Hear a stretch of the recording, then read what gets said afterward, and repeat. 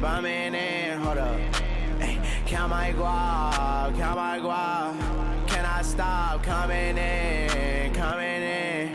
Put up in a drop top, she dropped it. I put up in a drop top, she dropped it. My diamonds dancing high skies, they hold this. My diamonds dancing high skies, they hold this.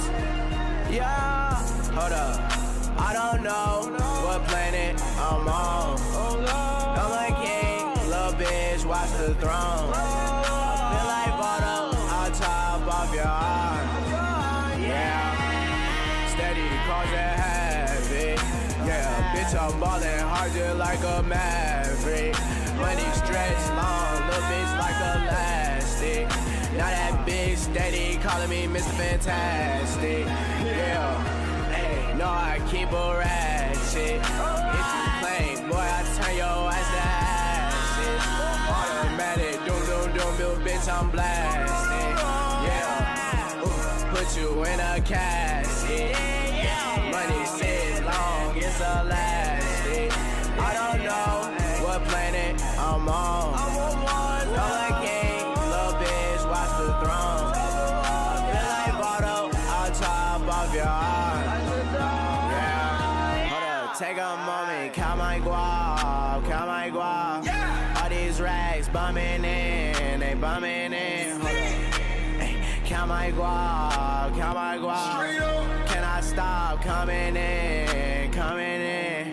Put up in a drop top, she dropped it. I put up in a drop top, she dropped it. My diamonds dancing high skies, they hold this. My diamonds dancing high skies, they hold this. Yeah. Astral worlds, my planet, my home. Clouds too high, the fumes too strong. Mix this cup for way too long. Add it up, don't subtract it. Yeah. Pour this safe with me and let's get blasted. Straight up, Lambo drive like a dragon. Can't fall asleep at night cause they attacking. Yeah, I hop in the coupe, go insane. I disappear, go David Blaine. We don't live the same. I feed all my bitches to Today, we're going to talk about the loaded college basketball slate, see if we can hit our third TNT two-piece in a row, and of course, crafting the squad ride. This is Behind the Lines. But Rodgers is a fucking fossil. This team's in shambles. The Steelers are a wagon at home. It's going to be a gross fucking game. And I'm going right back to fading the Jets. And once again, the 49ers and Kyle Shanahan, when the lights are bright, do not show up and they fold. Their receivers are banged up. The ones out there couldn't catch shit. Their defense is taking a step back. This 49ers team is a fucking joke, and I'm looking at you, Kyle Shanahan. You're supposed to be that guy. In the postseason for the first time in his career, and they find a way to fucking blow it. Look, we should have known the Yankees bullpen was going to come back and bite them in the ass at some point. They've been a little bit too good, but my goodness, did we think it was going to be a big Christmas?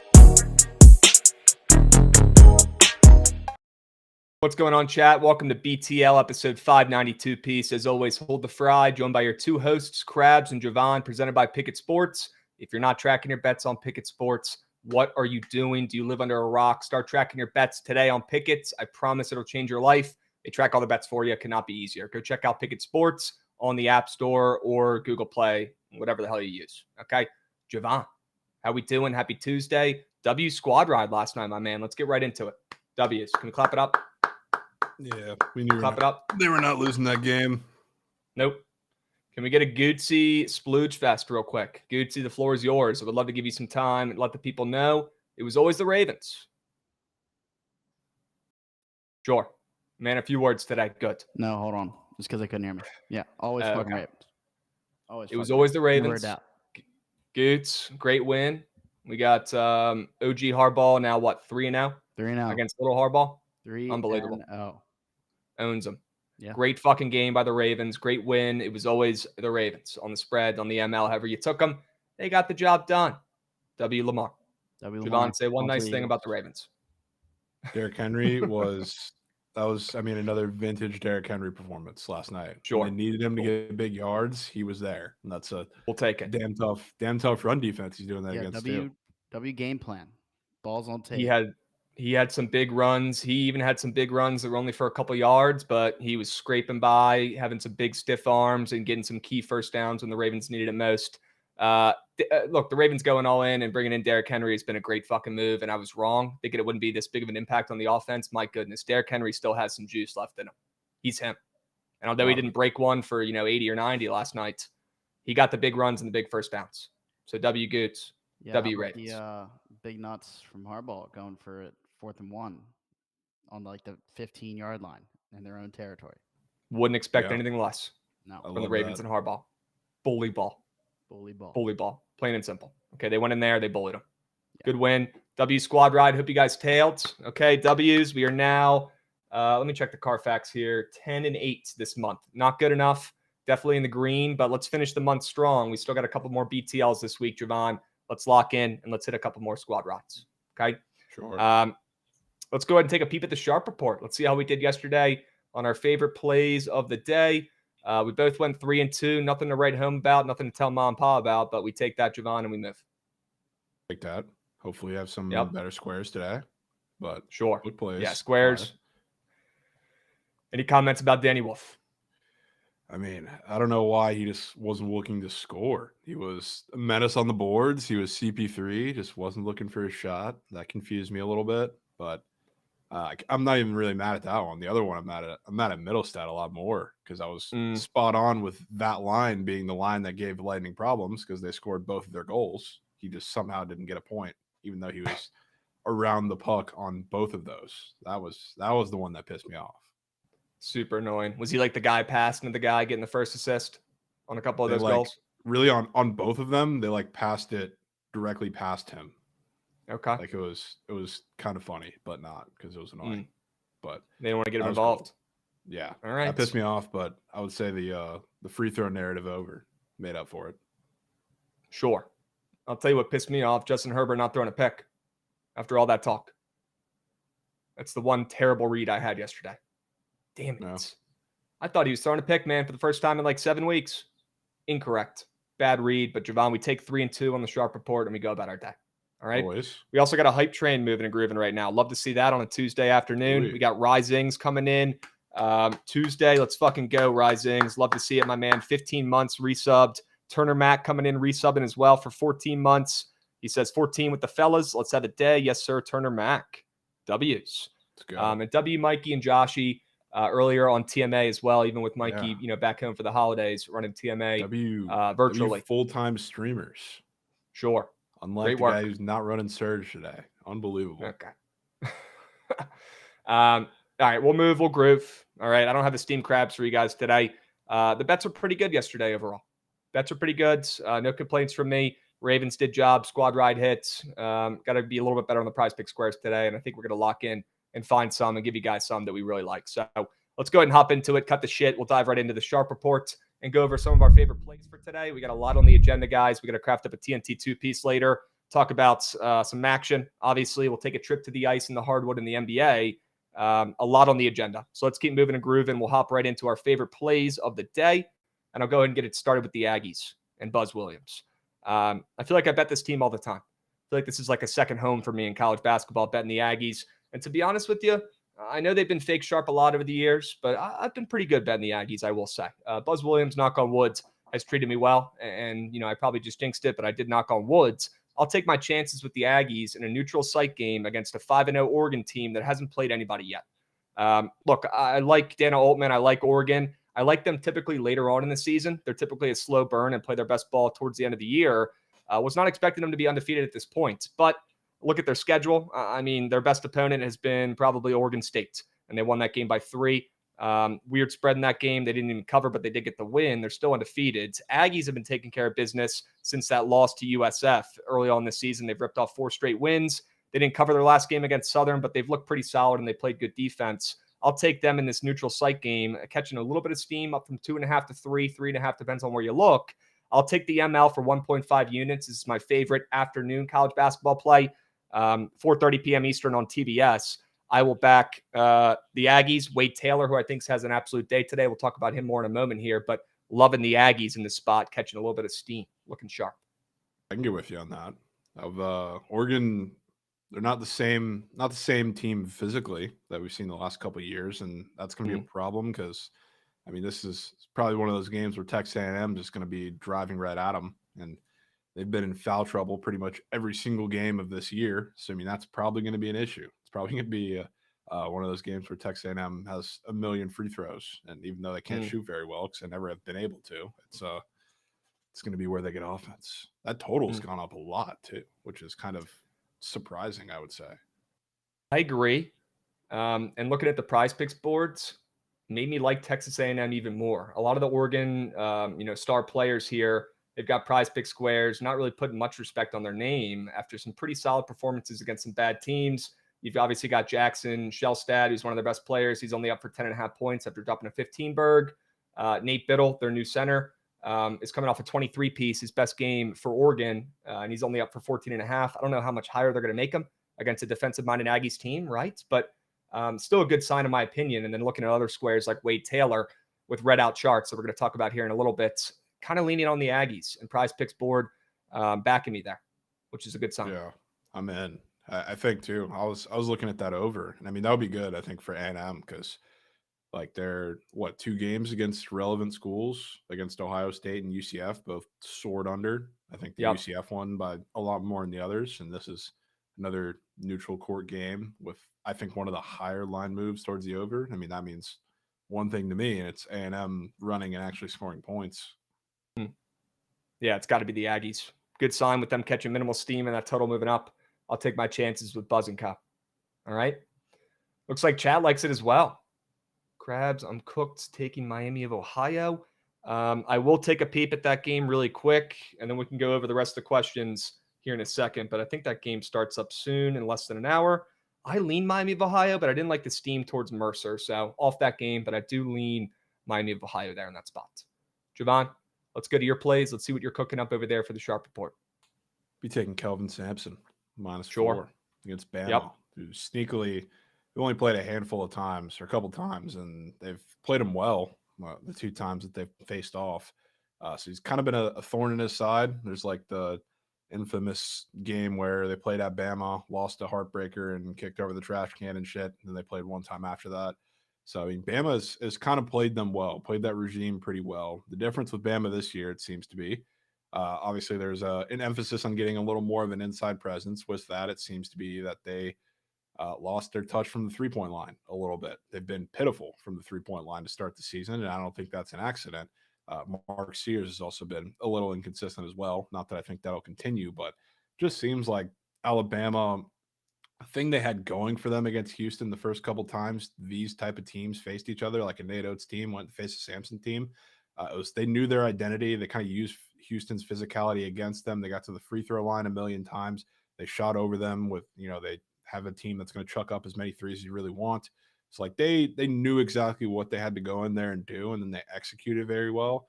This Bama team, it feels like them catching Houston or vice versa this early in the season is a little bit of a problem because they don't know exactly who they are. Like I said, they're not shooting the 3-ball very well to start the season.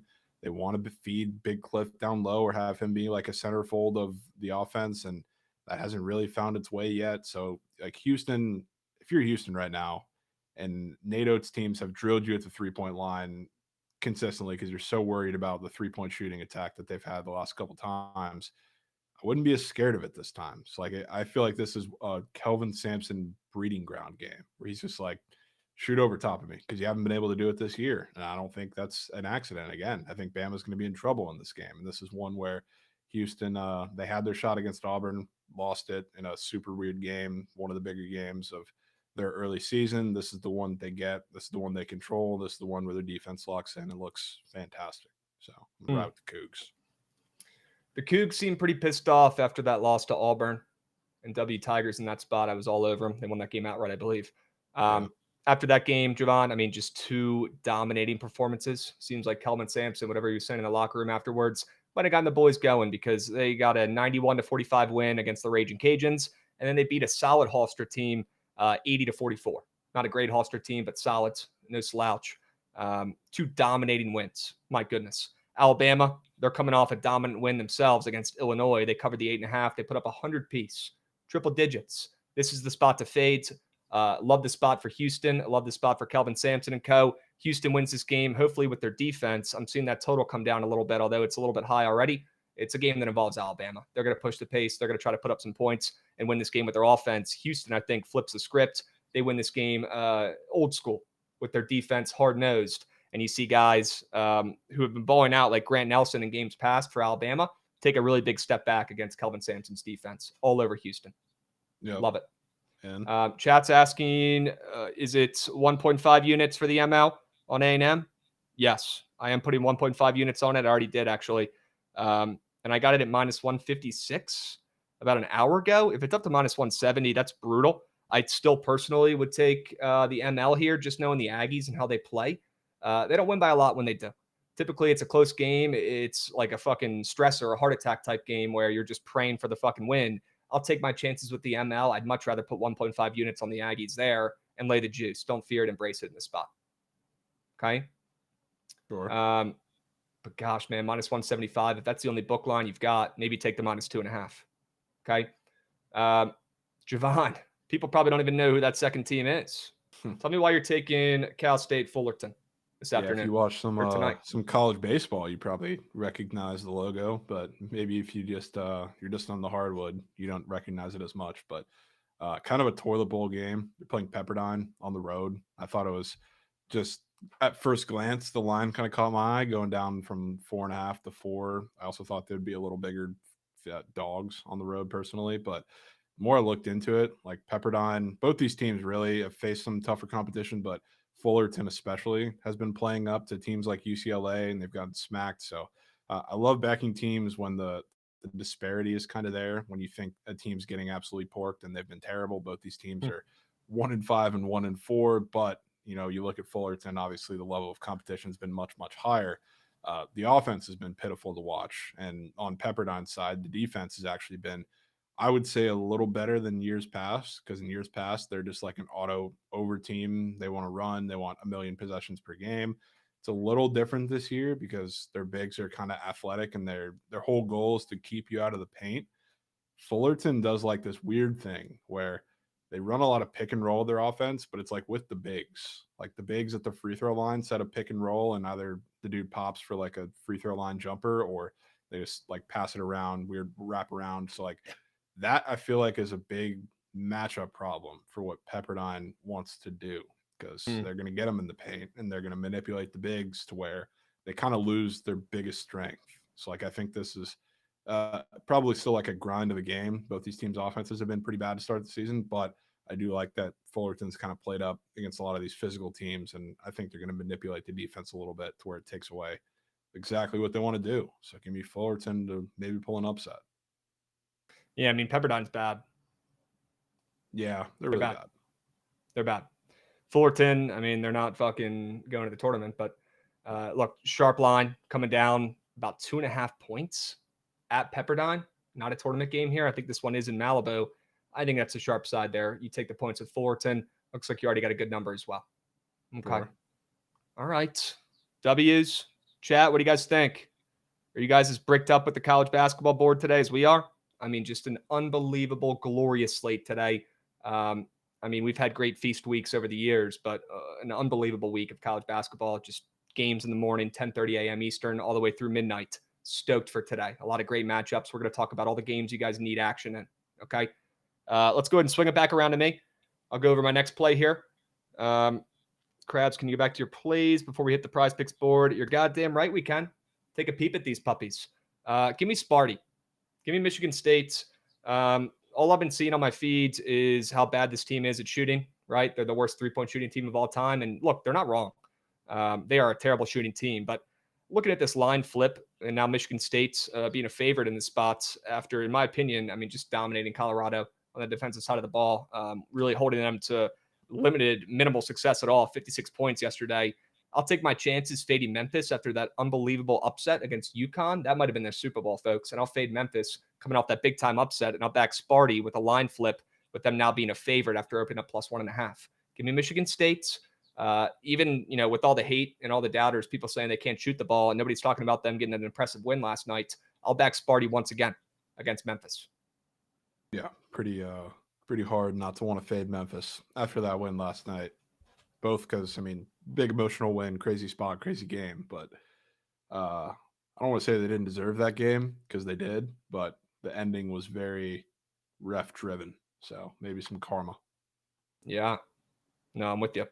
Sparty's already got a loss under their belt. Memphis looking for their first loss. I'll take my chances fading them, flipping from a fave to a dog. All right. And then I'm going to go with the Boise State Broncos. Anybody else think this line is pretty ridiculous? I kind of do.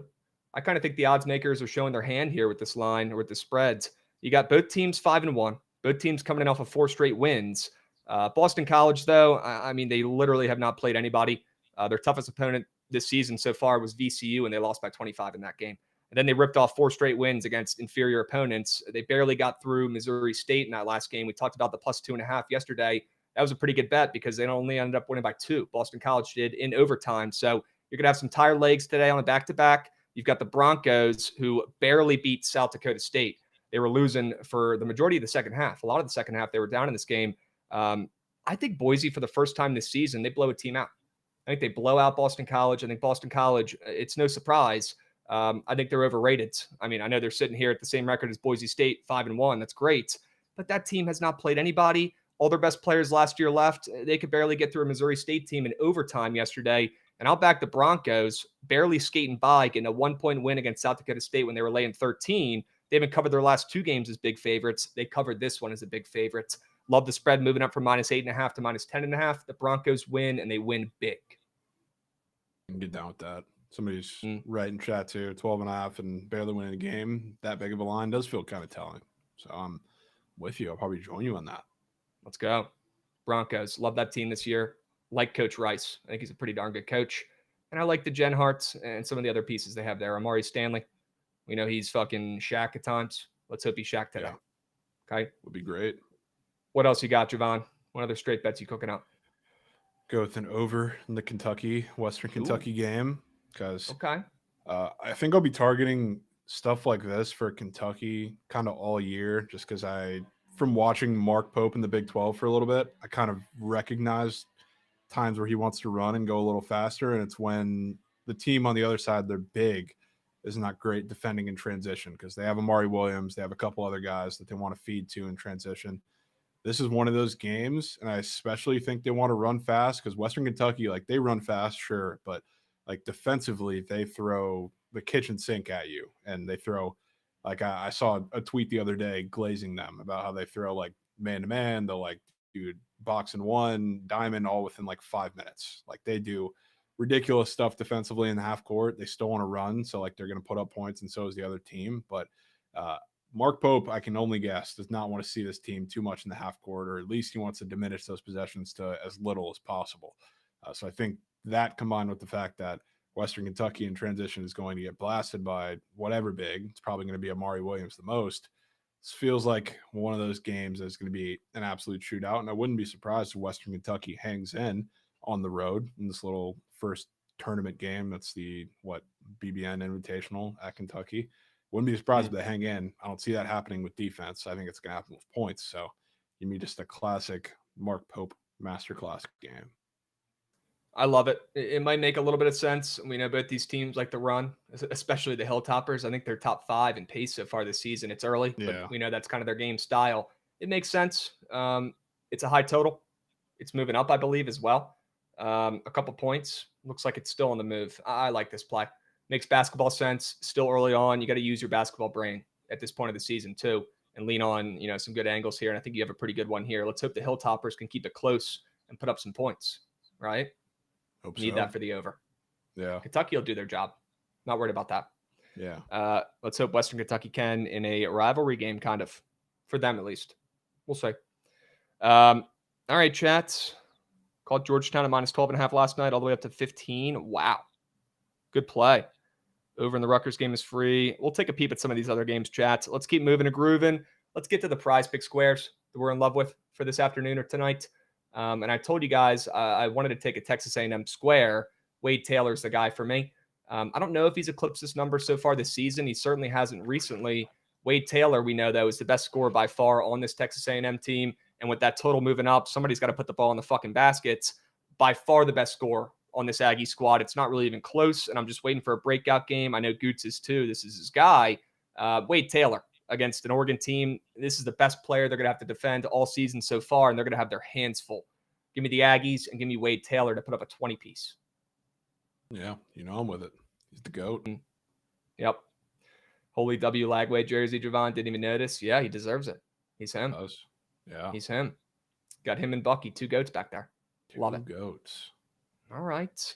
I also mentioned how much I love that Houston play from you, Jovan, and thinking that maybe Grant Nelson and co., they don't shine offensively as much as they have been in recent games. They're coming off a 100-piece. I believe Grant Nelson is coming off his highest scoring game of the season, maybe even of his career. That's not true. He had a big game last year. But Alabama, I'm willing to fade their defense, and I'm going to take that Houston spread with you. It's up to 4.5, by the way, now. Great sign. But I do think Houston wins this game with some suffocating defense. And if anybody's going to thrive on this Bama team, I don't think it's going to be anybody, but I think it's going to be Big Cliff. He's the only guy that's going to be able to do anything or be physical enough to do anything in the paint. Grant Nelson, not the most physical, big man in college basketball, and I think this is a bad matchup for him. He's coming off a great game as well, where he dropped nearly 30 points. I'm going to fade him on his PRA after a legacy game. After Alabama had a legacy performance, it dropped 100 points, and I'll fade his PRA. I think he's going to struggle to find success in this game on the boards, offensively as well. I mean, his squares are very disrespectful today, in my opinion. They kind of back me on this angle as well. I'll go ahead and fade Grant Nelson, and I'll back Houston on the spread with you. Fade Bama. Sure. And on that, of course. Dubs.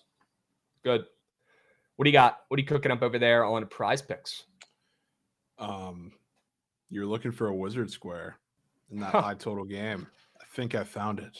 So I want to take Malcolm Brogdon, who is just coming back. In like the last couple of games, they've started ramping up his usage a little bit. He's getting more minutes, more control of the ball, not just corner sitting like he was for the first couple games. Don't think that's an accident, because I think the Wizards kind of know that he's a pretty valuable veteran presence for that team. And the same quote has come out a couple of times after the last couple of games, that he is so good at controlling the pace. Well, welcome to a 245.5 total game against the Bulls, where the pace is going to be absolutely out of this world. So like I love points in that game.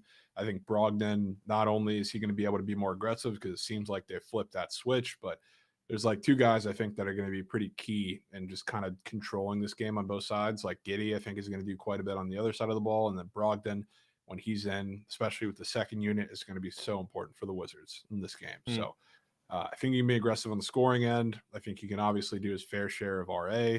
You got Vucevic against, whatever big the Wizards are going to throw out there at any given time. A lot of rebounds, I think, for guys that are not the designated bigs. So like the guards, I think, can be open for rebounds. Brogdon's going to be assisting too.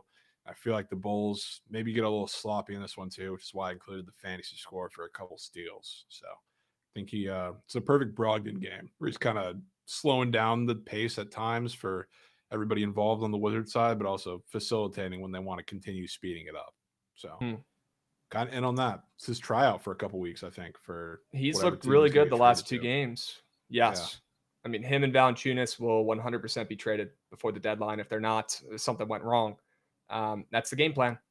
Keep balling, keep carrying the offense. He's looked great the last 2 games. Why not make it one more with a total that high? I'm in. And then I'm absolutely geeking that you have Mataloko there. The Princeton transfer, I believe. Yeah. Great basketball player. I was looking at the square too. Yeah, one of the smartest basketball players of all time. They glaze him all the time for that.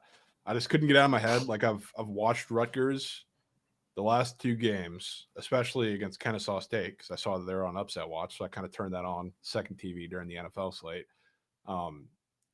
Every time I put eyes on them and they're on defense, the other team, whether it was Merrimack where I was watching or Kennesaw State, they're back cutting them to death. When Notre Dame is not shooting threes, their whole offense is based on back cuts. And Mataloko is the guy they brought back to pass the ball in these specific situations. They love his IQ.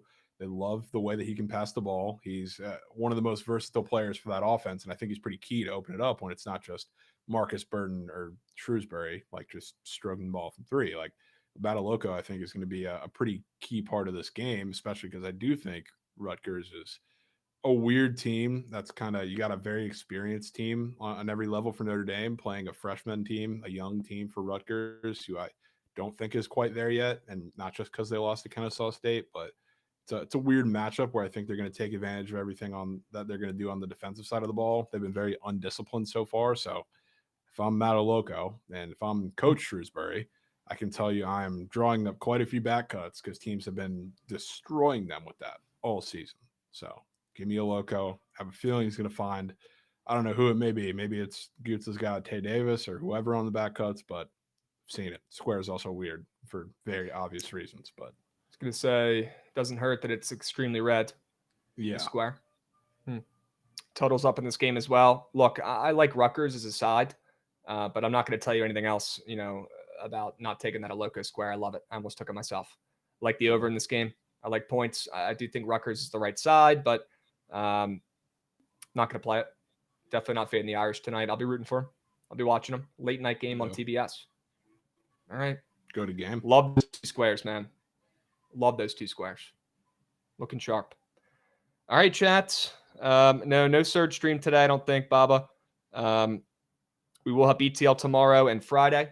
All right, we'll give you guys your fix for winners on those 2 days. But we will be off on Thanksgiving. Okay. Yeah. W plug coin toss. Now that we're wrapping up this prize picks, guys, coin toss will be live this afternoon at 3:30 p.m. Eastern, 2:30 p.m. Central Time, live on the YouTube.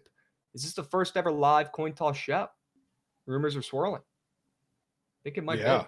First ever one. Will obviously be a little different because we don't have the I don't know, the luxury of all the crazy funny edits, but we'll be doing the same shit. Talk to some CFP too, not just the games. Wow. All right, getting out ahead of it, talking about some futures maybe. Chat, if you want to get your college football futures, your college football winners for the weekend, please check out the coin toss later this afternoon, 3:30 p.m. Eastern, live on the Bookit Sports YouTube. All right, they've been killing it with the PODs, giving out plenty of winners, and it's just been a W show so far this season. Keep it up. Keep it up. All right. 3:30 p.m. Eastern, chat, 2:30 p.m. Central, live on the Bookit Sports YouTube. Be there or be square. Be there or be square. All right. Dubs. W sharp reports. I'm liking these squares. I'm liking those plays on the books as well.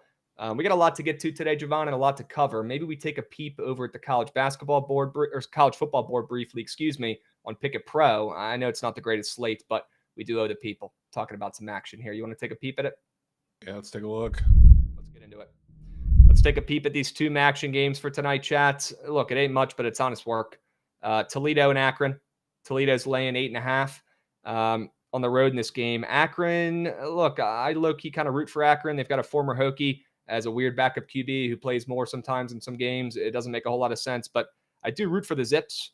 I think they might have a tough time today, though, although it does look like they're the sharp side with that spread down from 10.5 to 8.5. You're not going to see me betting the Zips.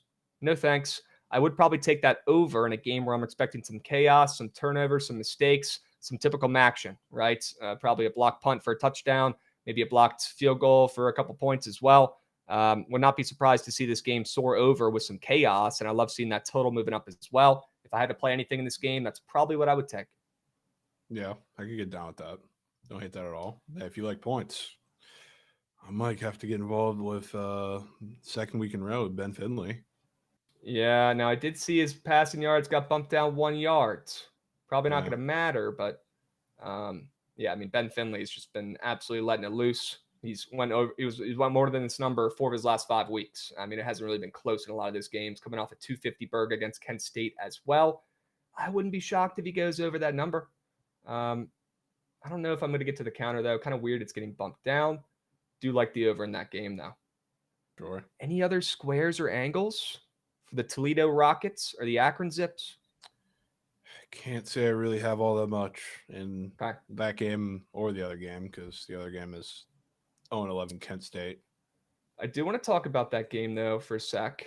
Look, you got 0-11 Kent State, like you're saying. They're getting 24 points on the spread. My goodness. Still looking for their first win. This is their last chance to get one. I won't be betting on that to happen, that's for sure. I've been pretty impressed with Buffalo's QB in recent weeks, Jovan. CJ Ogbonna. Have you had eyes on this kid? Have you watched him play? Dual threat QB? Can't say kind of a stud. That's okay. He's kind of been balling recently, and it might be a square angle, but I wouldn't mind backing CJ to use his legs once again. He's been Lamar on the ground in the last couple of weeks. He's up for 41.5 rushing yards against a bad Kent State defense. Wouldn't be shocked if Kent State keeps this game close, but I would not be shocked either if CJ, eclipses 41.5 rushing yards once again for the third straight week. He's been great on the ground and through the air for Buffalo recently. Got to give him credit. Yeah, interested to see, because it does seem the one play I've seen quite a bit from action tonight is this under. Huh. Which I don't know if that's just a Kent State thing or what, but odd, maybe a little bit. Definitely a little weird. Trent just dropped a rare CBB nuke on Creighton -4.5. No way. Yep. Dude, Wow. what? Trent getting involved in Feast Week. North Love to see Creighton. it. Love to see it. Did he take any CBB yesterday? Do we know? I don't think so. Okay. All right. Trent, good luck out there, my man. I won't be fading that one, but definitely not my favorite play. All right. Chat, you guys got any angles or plays, prize pick squares, book plays, leans, anything in college football for tonight in these two quail meat games? Now is your time. Now is your time. Okay. That's pretty weird that everybody's betting the under in that game. And look at Pickett too. The splits are great. Everybody's betting the under. I mean, these teams have been pretty good to the over this season so far as well. 6-5 to the over for Kent State, 7-3-1 for Buffalo. I don't know about that one. I guess the total is down 1 point, but that might be from the bets. Let me do a weather check. I can guarantee you it's probably because of the weather, whatever it is. Probably some people turning into meteorologists. Yep. 40 degrees Probably and extremely windy. That'll do it. Okay. That'll do That it. sounds like chaos. That sounds like pick sixes, block punts, and weird ways to score for bet those teams. Typical action. All right. Let's move off these crummy games. Like Davey Martinez's burner saying in chat, if you're betting college football with this CBB slate today, call the number. Okay, this CBB slate is absolutely loaded. Jovan, I want to spend a bunch of time on it, but I don't want to go there yet. I want to save the best for last. Let's go to the NBA or the NHL. And let's take care of those two leagues. You can pick where you want to go first. I mean, we can just glaze over the NHL because I don't really have anything in either of these games. But, Sure. The Bruins have been kind of playing well, not really like flashy since they fired the coach. They won 2 in a row, I believe, and have only given up 1 goal since then. I kind of think, at least on the goal side, that continues. Defensively, they've been strong, so I could see the Canucks winning this game, but I don't see much offense coming out of it. So that doesn't leave me with much. But there's a Swayman goals allowed square up that I would not mind taking the less than on, because sneakily those, when you find the right less than spot, those have been, for those goals allowed squares, a lot better than trying to take the sharp more than. That's what I've discovered since they've put those back up. So I would not mind doing that. Maybe it makes a little sense. Maybe it does, whatever. So I got that, and Jake DeBrusk also going back to play Boston. So he's probably going to be repping Demon 2.5 shots up on the board. It's about all I got. Now, correct me if I'm wrong. I'm not seeing that category up on prize picks right now. The goals allowed. I'm not seeing it. Is it gone? And it's gone. GG's. Yep. And it's gone. DeBrusk then. Okay. DeBrusk it is. I lean Vancouver, I think, in this game, but not going to bet it. Not getting that strong of a lean. What about Utah and Montreal? Montreal catching a little bit of steam here, not much. Utah laying -135 on the ML. That totals down from 6.5 to 6. Yeah, maybe a little odd because Montembeau's in net, but I will fade Montembeau at any chance. He was good for a week at the start of the season. People remember that. I remember that, and I remember how he looked after it, and he's been kind of flip-flopping weird, somewhat good performances since then. Just spot-wise feels like one where Utah, at the very least, is going to come out super aggressive. So, I mean, a square that I would assume is still on the board that might catch your eye a little bit is his saves, which is awfully red. Let me take a peep at that one. Whoa. Sign me up. I'm down to take that. Montembeau, more than 26.5 goalie saves. Yeah. Utah's ripping puck, hopefully. Okay. Yeah, I think they're going to rip puck in this game. And like I said, Montebo's been kind of flip-flopping good and bad games. He's coming off, I believe, a bad one against, who was it, VGK maybe, where he gave up like 6. So at the very least, I think he can bounce back and he's going to get puck ripped on him. So if he comes out and he's somewhat decent, good for saves. But I also think they're going to rip puck enough on them tonight where I don't know if it's going to matter. Okay. All right. Yeah, I don't love these games. I wish I had a play on the ice. Had a couple those are plays kinda on shit the games. ice in recent weeks, but in recent days, not today. I think Not you today. might tomorrow. Tomorrow's slate is great. Let's go. Fantastic slate tomorrow. All right. We'll spend some more time on the ice tomorrow then on BTL. No worries. I got no plays in these 2 games. Okay. W Matt in chat. Good afternoon, Goats. Thank you for the W content. Matt, thank you for being a beast and being in chat. What's up, Chew? Oi. How we doing, Beast? All right. Let's go to the NBA. Let's go to the association. You talked about that over, that total in the Wizards-Chicago game. It's got to be the over, right? And look, when Chicago and the Wizards play, as square as it might seem, Jovan, typically it's some of the worst defensive performances you've ever seen in your life between these 2 squads, right? And it's not like the Wizards have been putting up hella points or their games have been going over recently, really. So this total at this time, with how bad they've been of late, it's got to be the Wizards as a side in this game, but probably even a better play. It's got to be the over with that total up 5 points from that opener. It's got to be. Yeah, I'm going to take the over. It feels like a 135, 130 type game. It's just going to be horrendous defense. You're getting fucking 70 points each at half and absolutely soars over. So maybe it's obvious. Maybe it is, whatever. I'll take it. All right. Chew, W's, good to hear it, my man. I hope you have a good Thanksgiving as well. All right. We got Matt Latt coming in, dropping a resub too. He's asking, are the Dolphins back? What do you think, Jovan? Is Miami back? What are we classifying as back? Is there a chance they make the playoffs? There's a chance. I'd say there's a chance. They probably got to win this week. Only because like the 2 teams in front of them are the Chargers, who just finally played somebody decent and lost the game by a little bit, and the Broncos, who Bo Nix. I don't know. Yep. Fuck. Oh, man down. Dying, dude. Bo Nix What about got me sick, dude. Bo Nix? He's got you feeling some type of way, huh? Bo Nix is the future, Prosper says. You're not wrong. Yeah, I mean, he looks great, but it's also a rookie quarterback. But we'll see how it kind of ends. They got a tough couple games, too. I'm interested to see how he comes out against the Browns defense, even though they're in Denver. Interested to see how they play the Chargers. They still got the Chiefs last game of the season. We'll see if that actually matters for the Chiefs. But maybe there's a chance. I don't know if I see it, though, for the Dolphins. Probably going to pull off the upset this weekend at Green Bay, and that's going to be tough. Yeah. Cold weather Dolphins, dude. That's going to be tough. That'll be tough. I don't know how I feel about that one. All right. Matt Latt, we appreciate the sub there, my man. I don't know if your Dolphins are back, but they got a pulse. They got a pulse. All right. Jovan, I don't want to interrupt you here. Any other NBA angles that you're looking at? I know we're going to craft up the TNT 2-piece here shortly. I think the first game of those 2 is that Bucks and Heat game involving your Miami squads. Sure. Yeah. And I tell you what I pretty much never do is take the Heat as a short favorite at home, and I'm not going to start today. So all right, they just got their win. Actually, one of the few times they did. They beat the Mavs, the Luka-less Mavs in Miami, a game they had absolutely no business winning. Crazy ending, and the Mavs basically gave it to them. But yeah, another back, similar spread type game. If we're talking TNT 2-piece squares, I would love to take Dame. I would love to take a Buck. That's for sure.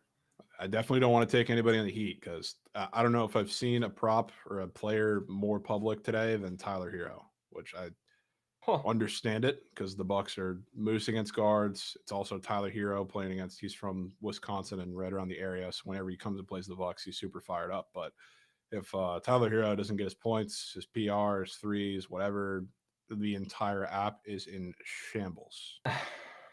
I don't know if I've seen anything more this season. So like I want to stay away from the Heat a little bit, but Yeah. Heat have been pretty.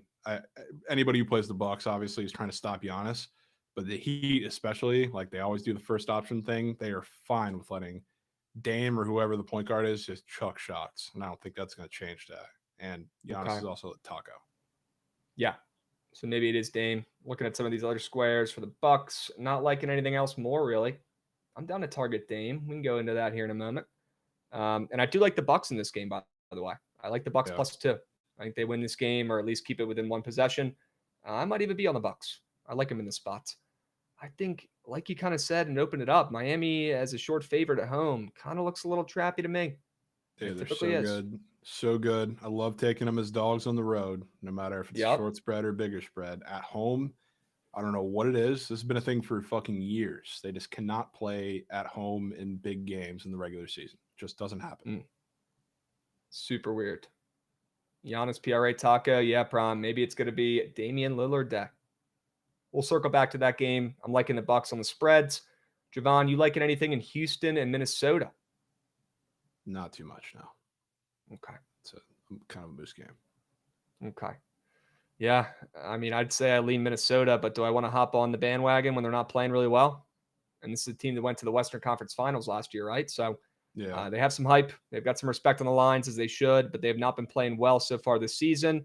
Back in the T-Wolves in this spot kind of reminds me of when I backed the 76ers about a week ago in a sharp spot, and they lost again. So I'm not in a rush to back Minnesota, but I definitely would say that's my lean in this game. That's for sure.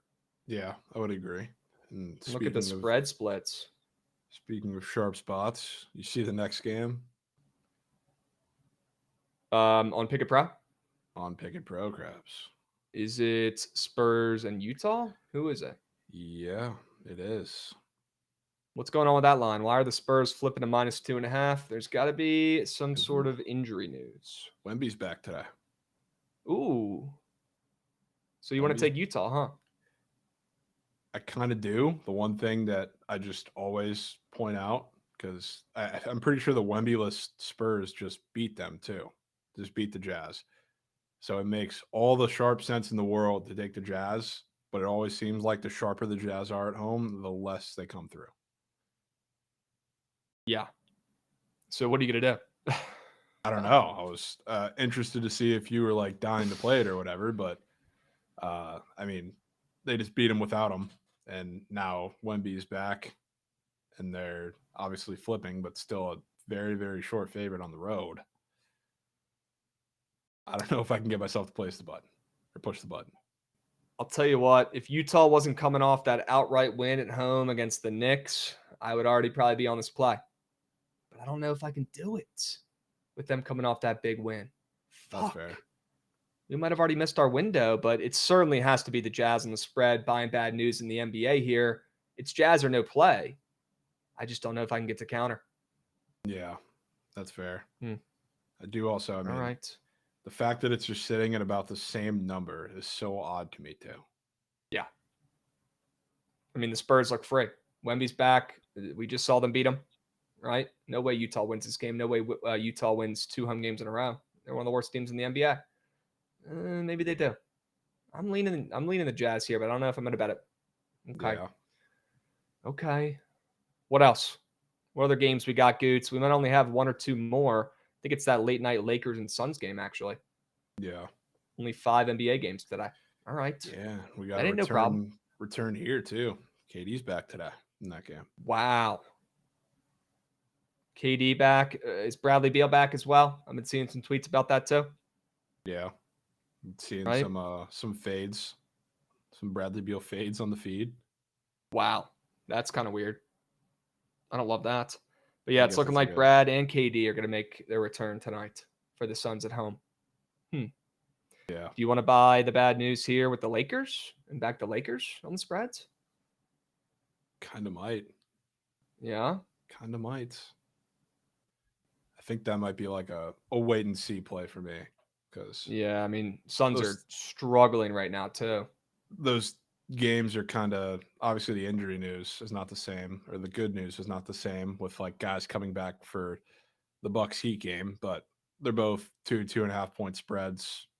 with a short road dog. I feel like you probably get one, not the other. So if the Bucks win, I don't really care to play the Lakers in that second game. But it's definitely not pushing the Suns button. Them getting KD back. No. Lean Lakers, not going to bet it, though, with how bad the Suns have been. I'll just sit back and watch that one turn into cake for everybody fading Beal or whatever. That game kind of just looks like cake. I'll be honest. But the total's on the way up, so maybe somebody's scoring. It's got to be the Lakers or no play there. Yeah. All right. You want to craft up the TNT two-piece? Sure. People forget we smacked 2 in a row. Although, full transparency, we did have a push on one of the squares about 2 weeks ago, I think. But technically, we have now lost for 2 straight weeks. Can we make it 3 in a row and smack another TNT two-piece, chat? What do you guys think? You guys like this segment? You guys like when we craft up a TNT two-piece for the NBA? I know it's typically not our cup of tea, the association, but I've had a good time crafting up 2 pieces with Jovan looking at the NBA.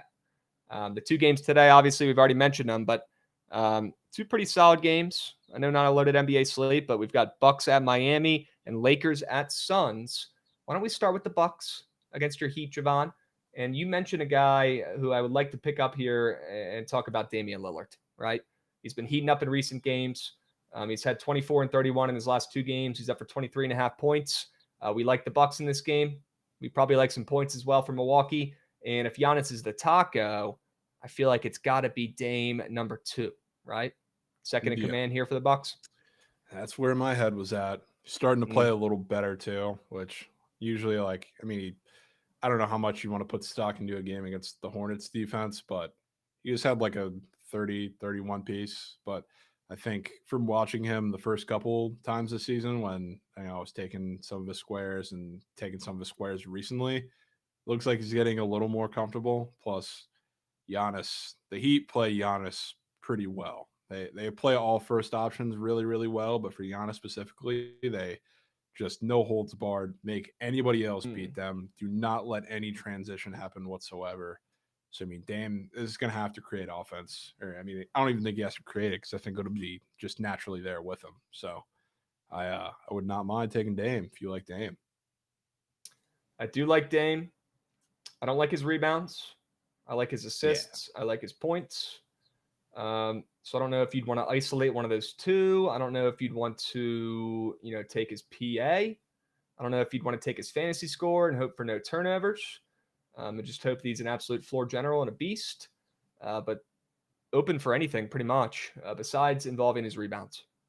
Yeah, me personally, I would just be down for the points. Okay. Keep it simple. We'll back Dame to go more than 23.5 points in a game with the total moving up in Miami, which you don't see every day. Yeah. Okay. Good. Chat, any qualms / any counters or plays you like?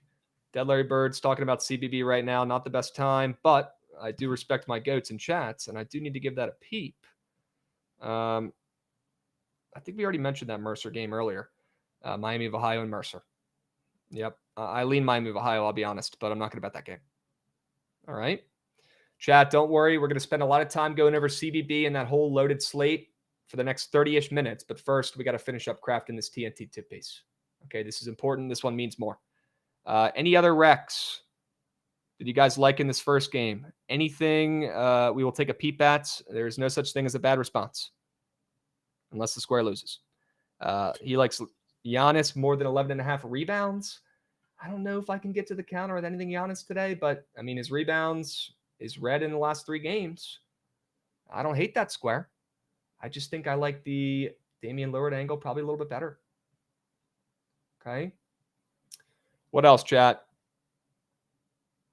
Giannis assists might help. Sure.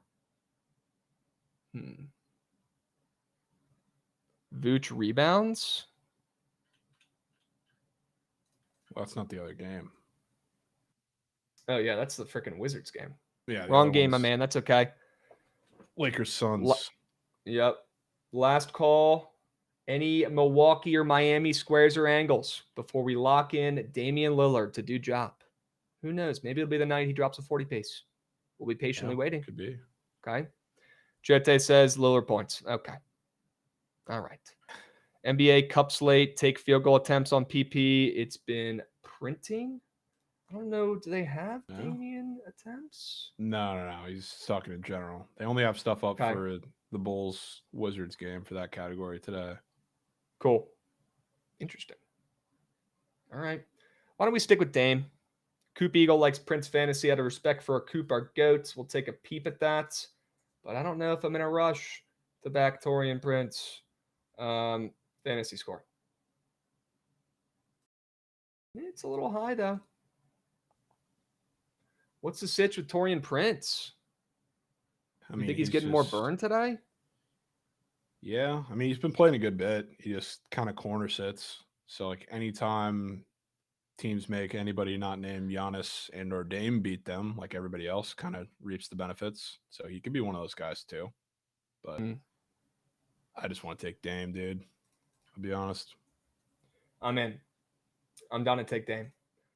People in chat are talking about Terry Rozier. I'm legally obligated to bring this one up, Jovan, just because I looked at the charts. I think I'd rather still go Dame, but he does have a very red points chart. Wanted to bring that up to you. If there's anybody I will be specifically waiting to take field goal attempts only for, it is Terry Rozier, because I'm so tired of him shooting toward dates, bro. He's pissing me off. All right. Fingers crossed. Maybe we'll get some up then for Terry Rozier. All right. We got some time. Let's stick with Damian Lillard, more than 23.5 points for the first leg of the TNT two-piece. Okay? Dubs. All right. Let's go ahead and skip across to the late night NBA game. The second game on TNT tonight, chat. Go ahead and drop your squares in the Lakers-Suns game if you got them. Drop your angles, drop your squares, anything you got. Anything that can help us find a winner on Prize Picks for this game. Jovan, maybe we start with the Lakers and talking about them.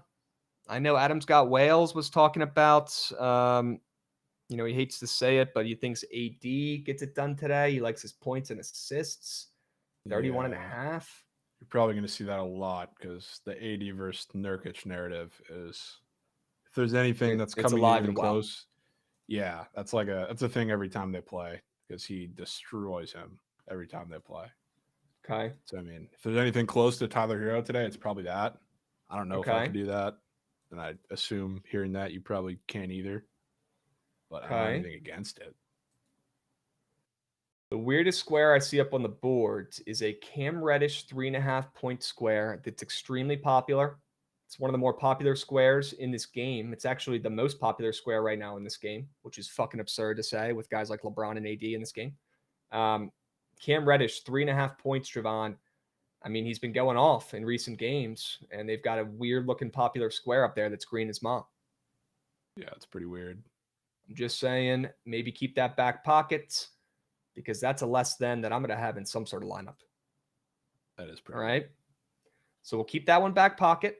Certainly down to give that another look. Some other guys that are looking at me funny on the Lakers. Rui Hachimura, his 11.5 point square. Definitely looking pretty high. He's only eclipsed that once over his last 5 games.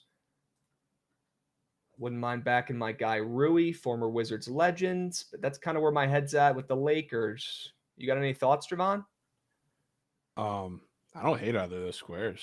I wouldn't hate. I feel like the formula of, there's usually a square that I really like, and then you get in your bag for a nasty one. Mm-hmm. That's the formula that's been kind of paying, so I don't hate that. I'm still obligated to tell you. I know I saw or have seen a little bit of this on feed, and it makes sense because Kevin Durant is coming back. But have you seen the Bradley Beal square? Fuck you, man. Just put eyes on it. No way you just said that. Just put eyes on it, Krabs. You want me to put eyes on a Bradley Beal square in a positive manner? Okay, never mind. No, not a positive manner. Now wait a damn minute. Sound the alarms. Hold the line. Now wait a damn minute here, because I might have been incorrect with that initial read and outburst. We might want to take his less than. Okay. Bradley Beal, huh? Now he hasn't played in 2 weeks, right? I'm sure he comes back and plays great. He's a great glue guy in the locker room, great teammate. He cares a lot. Typically plays really well when he's injured and stuff, coming back from injuries. Not. Can't tell by my sarcasm. Bradley Beal's a loser. You're telling me he's a Twitter POD today, Jovan?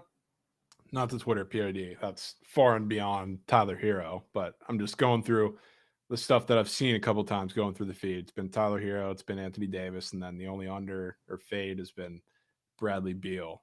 And what if I told you too that they played twice this year already against the Lakers? Both times he had damn near the exact same stat line, 6 of 14 from the field in both games, exactly 15 points in both games. What the? That would make me want to take the less than even more. Kind of figured. Or we could just take his more than 1.5 turnovers and just prey on his downfall and just root against them for 48 minutes. I mean, yeah, this is your guy to root on downfall for. So you take the wheel, however you want to do it, if you want to do it. Let's take a peep at some of the other Sun squares. I don't want to call it yet. Okay. I want to look at chat as well and see what you guys are liking in this late night game. Krabs equals huge Beal guy, I bet. Did we talk about the Rutgers game? We did. I like Rutgers on the spreads, and Jovan likes a square in that game, I believe. Yeah. Aloka more than 2.5 assists for Notre Dame. Yep. Sure. Any other squares you guys like in this late night game? Looking back to the Heat game, Dame and Hero are up for 6.5. Combo 3 square. Seems like PP thinks Dame won with 4 and Hero is up for 3.5. I mean, if he ends with 4, we take that. Yeah, I don't really think he even needs to, because I feel like he's going to get to the rim a good bit against the Heat too. Okay. Tyus Jones, less than assists might be air.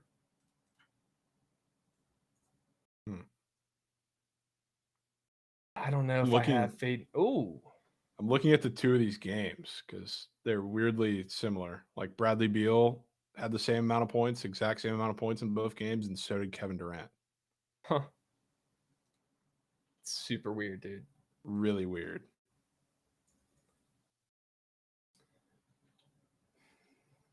I mean, I'll be honest, Jovan.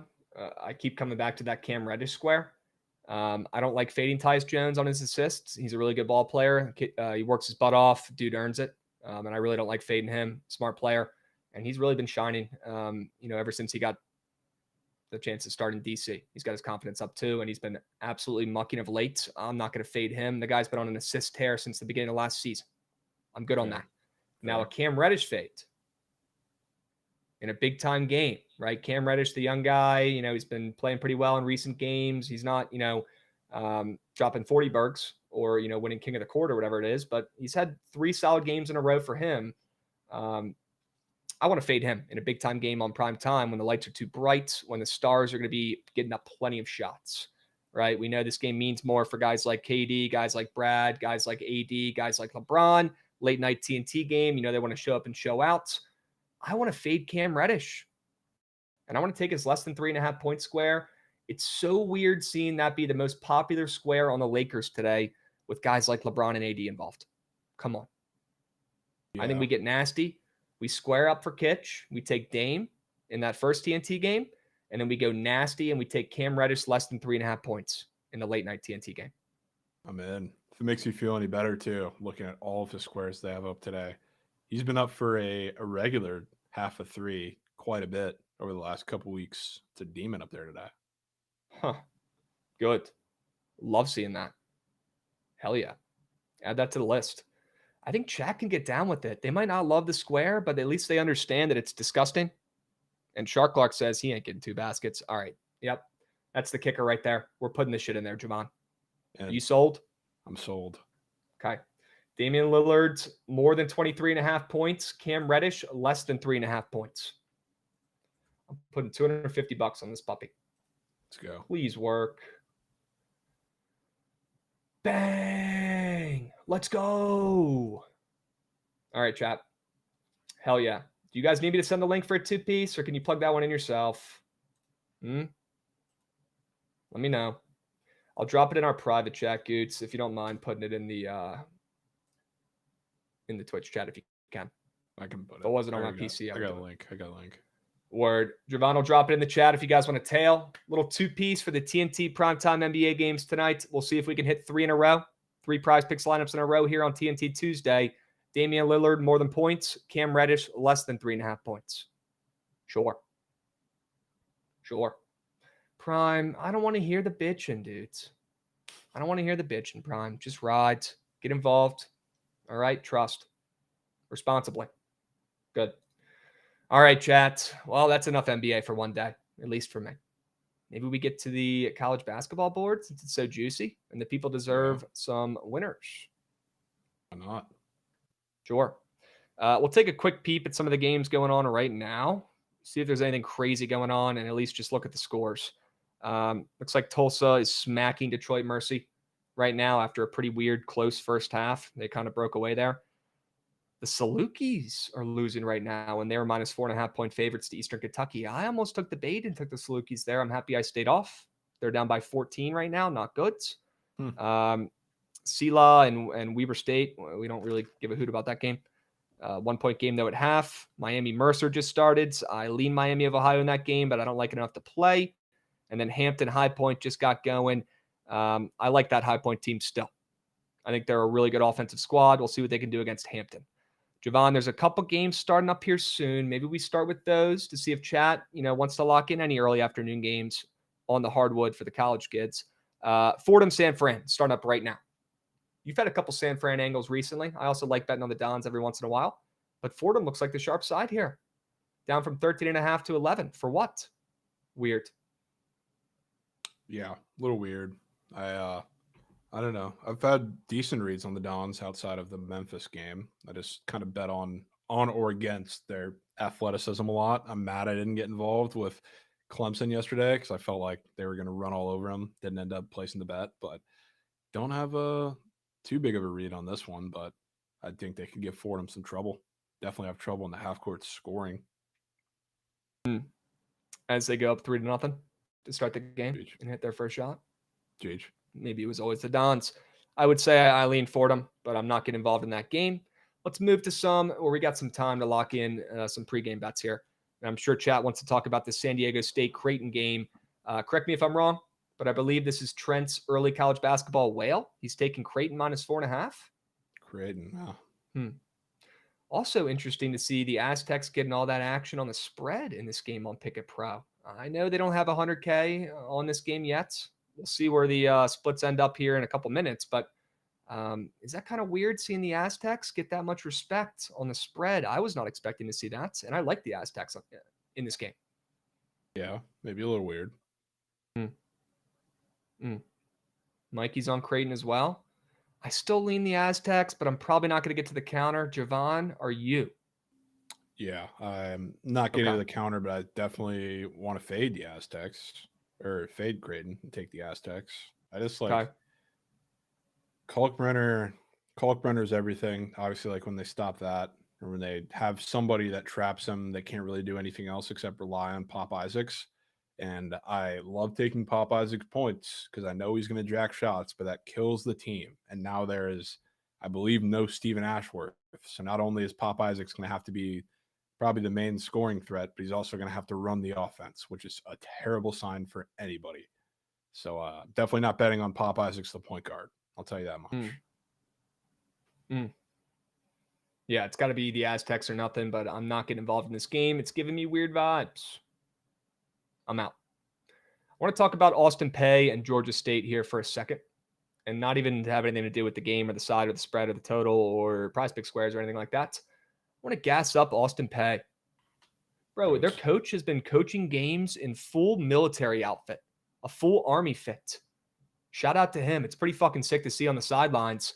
And he's been instilling some pretty good defense on this Austin Peay team. We've talked about them recently. I know they're coming off of back-to-back losses after a pretty good start to the season. I do lean them on the spread here in this game, and I like the under in this game. But I just wanted to shout out their coach, Corey Gibson, who's been rocking full Army fits, coaching the games. It's just been fun to watch. And his guys have been extra motivated, I feel like, and just playing hard-nosed, gritty basketball reminds me of watching the military academies, to be honest. And maybe that's, good karma. They've had luck on their side, one of the luckiest teams in college basketball so far this year. They deserve it, and so does Coach Gibson. Good story for Austin Peay. And I do like them plus 1.5. I don't think their luck has run out yet, and Georgia State has not impressed me so far this season, coming off of 2 wins. Austin Peay coming off of 2 losses. I would lean the Governors, but I'm probably not going to bet it. Yeah, hard to say anything against it. All right. I like UConn. I'm on UConn. minus 14.5. Gonna join you. Already bet it, and it's down to 14. Great. I want to fade Colorado. I just don't think they're very good. And UConn obviously got kind of hoed yesterday by the refs. Hurley threw a fit like he was a little kid. I think they lock back in today and they bounce back. And UConn wins this game and they win big. Colorado got exposed last night against Michigan State. Michigan State beat them by like 15, was shooting like 15% from three. They're going to have their hands full with this UConn offense with revenge on their minds. A pissed off UConn team is a scary team to play against. It's got to be the Huskies. I don't care what the splits say in this one. I don't care if the spread's coming down to Colorado. I'm laying it with the Huskies. I already have it 14.5.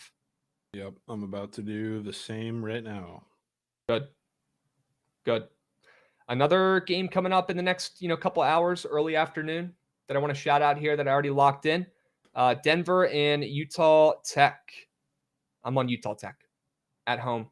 Not a tournament game here. I'm on Utah Tech on the ML, flipping from a dog to a fave. They're playing Denver, the Pioneers, who have been more impressive so far this season, but in their recent games, they've kind of gotten smoked. They lost to Montana outright, I believe, on the road, and then they got crushed by Cal State Northridge and gave up 89 points in that game. Utah Tech still looking for their first real win of the season. Their only win was against a made-up school in the beginning of the season.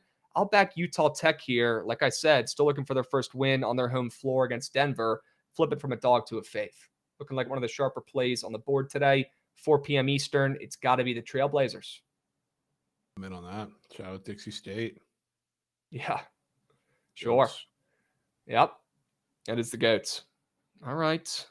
Dead Larry Bird, you're on them as well. Fuck yes. Love to see it. Love to see it. When's the last time you saw a number one team in the nation as a 3.5 underdog, not even on the road, neutral site? Very good point. We're going to talk about that Duke game here in a moment. Let's keep going in order, though, if we can. Jovan, feel free to hop in here if there's any games that you're seeing or want to talk about.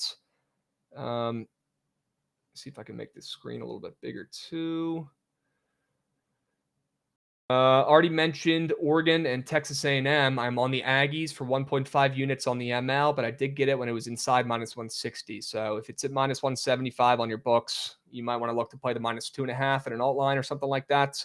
I do think they win this game by 3+. The reason I laid the juice is because typically A&M, they're in some insanely close, hard-fought battles that are typically really close in one-possession games. So I laid the juice on the ML. Okay? Yeah.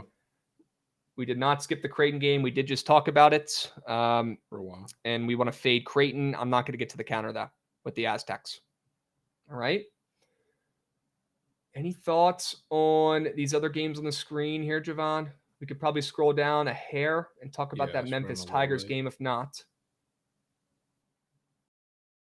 Sure. Memphis and Michigan State. I mentioned Michigan State getting so much hate in a win last night. Never seen a team get so much hate in a win. And I have to fade Memphis, legally obligated to, after coming off that massive upset. They're still undefeated. I'll back the hard-nosed Sparty and Tom Izzo to get a big-time win. They've already got a loss on their belt. Memphis gets their first loss of the season tonight. Agreed. I'll be on that with you. Good. You've got that Western Kentucky over? Yep. Oh, did we skip Clemson? We did skip Clemson. I didn't see that on the list. I might have missed it. Talk about Clemson. You like them flipping from a dog to a fave against Penn State with a loss under their belt already? I don't even like the move. If there's a lot of these teams that, I don't know, maybe this looks too easy, but everybody always wants to nail this team hasn't played anybody team. And frankly, a lot of those teams came out and won yesterday. I think Penn State might be that team that I actually want to fade. Because have you seen, specifically, because I like the Clemson shooting ability. That's what I think I'll be betting on for a majority of the rest of their non-conference and then into the ACC play. Penn State has faced some really fucking bad shooting teams, so far. And it's not like they're not letting up open looks. They're actually really bad in that area, which is why the only, decent three-point shooting performance against them was IPFW, which is hilarious. They shot 12 of 28 from three, 42%. Other than that, I mean, your Hokies were terrible from three. They just played Fordham. It was absolutely pitiful. They played UMBC, St. Francis. None of these teams are taking advantage for the part of their defense that they struggle with the most. Do that against Clemson, you are fucked. So maybe it's a little easy, a little square, whatever, but I want to take Clemson. Thoughts? So do I. I'm in. I like Clemson. Does this give me weird vibes in this game? And do I hate fading Penn State? Yes. I'll Yeah. tell you what, a sleeper college basketball team that just finds a way to cover more often than not is Penn State. They do. It's annoying. And it's been under the new regime too, man. They've been covering as well. They're 4-2 against the spread this year. Last year, they did the same shit. After they lost Shrewsbury, they were still a covering machine. They weren't winning as many games, but I really have a tough time fading Penn State. I don't know what it is. Maybe they've got some people high up in Vegas from that school, because on both the gridiron and the hardwoods, that team just finds a way to fucking cover, and I'm done fading them. Definitely lean Clemson with you. A strong lean for me as well, Jovan. Yeah. I almost played it myself. Hear me out. But I don't know if I'm going to get there. Hear me out. Maybe it's not Clemson ML. Maybe it's because I'm pretty much specifically banking on them to shoot against Penn State's defense. What if it's a team total? Yeah. I like points in this game. I like the over in this game. I would not tell you anything different. Sure. 100%. 77.5. Their prize pick squares were looking like they're going to get some points as well earlier. I remember that. Yeah. I want to pull some of those up real quick. Chase Hunter, after a couple bad games, up for 15.5 points. Good. He's also up for 1.5 3-pointers made. Goblin. Love to see that. They've got Shefflin, one of their big mans, kind of. 15.5. That one's not that weird. They've got Victor Lakin up for 10.5. That one's not that weird. Maybe it was just that Hunter square. Yeah, I mean, I probably wouldn't be taking Lakin anyway because Yeah, it's probably Chase Hunter day, right? I want shooters. Yeah. It's got to be Chase Hunter day. Okay. Yeah, that's probably where I would go on the prize picks board here for that game. And I do like points in this game. So maybe it's just Clemson team total with that total in the game moving up and then flipping to a fave. Maybe it is. Okay. Let me know if you lock that in. I'm about to lock that in as we speak. Wow. It's the Okay. Sloats. Here we go. Chat, we got some follows coming in as well. W Morgs 29 following. W Hody Corleone dropping a follow. And Stex 3655. We appreciate you guys. We're also live on YouTube as well, and you can subscribe to the YouTube page. It's free. We've got some more content over there too at Bookit Sports on YouTube. Turn the notifs on. Get involved. All right? Yeah, I'm with you on Clemson. I just don't know if I'm going to bet it. I might just take that Chase Hunter square and go about my day. Yeah, down for that too. All right? Cool. What else, chat? A couple other great games today. Coppin State St. Joe's, not one of the great games. And I just see people in chat talking about it for some reason. Yeah. I'm done fading Coppin State. My work here is done. Typically like fading them the first handful of games. By now, Vegas is pretty hip to how fucking bad they are, and they're giving them handout points. So I'm good. And this is a huge letdown spot for a St. Joe's team that's played good ball so far this season. I know they're coming off a loss as well, but I mean, they have nothing to get up for in a home game here against Coppin State. I'm sure Coach will be working on some new things, trying to make some changes after a loss as well. That's not when we want to play St. Joe's here at home with the total. Although it's moving up, I thought it was a hair low if I did want to back St. Joe's in what should be a blowout. Sure. I won't get involved with that one either, but I will get involved with Utah. Okay. Just systems. Tell me about Utah. I don't even have to tell you about Utah. You know they're playing. Who? Miss Valley State. Oh, dude. Who has pushed and comfortably covered their last two games against Kansas State and BYU.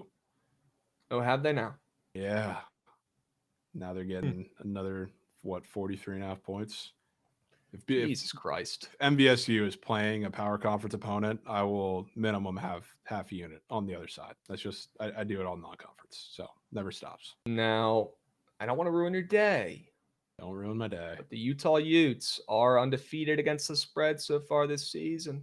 That's moose. That might be a day ruiner, folks. It's just systems. Just systems. If they're the first, if MVSU is the first loss, tip cap. All right, that's fair. That's fair. I have no counter to that. All right. There was another good game that was on the horizon here for me that I wanted to pull up and talk about. Oh, how about Grand Canyon? Flipping from a dog to a fave. A lot of line flips, a lot of weird games with close spreads today. We're going to have an absolute hell of a day in college basketball. Some really weird games. You're going to see some crazy outcomes.